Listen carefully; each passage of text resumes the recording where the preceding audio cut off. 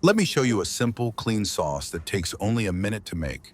It's thick, creamy, and works perfectly for vinaigrette, green salads, vegetables, and light dishes. Take 2 hard-boiled eggs and let them cool completely. Separate the yolks. They're the ones that give the cheese its thickness and creamy texture. You can add the whites too, but the richest flavor comes from using only the yolks. Now everything is as simple as possible. Place the yolks into a blender. Add 1 teaspoon of mustard, 1 to 2 teaspoons of lemon juice, a pinch of salt, and, if you want a more balanced taste, just a tiny pinch of sugar or honey. And add 1 tablespoon of thick Greek yogurt. Blend everything until completely smooth.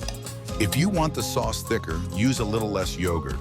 If you prefer a softer, more delicate texture, add a bit more.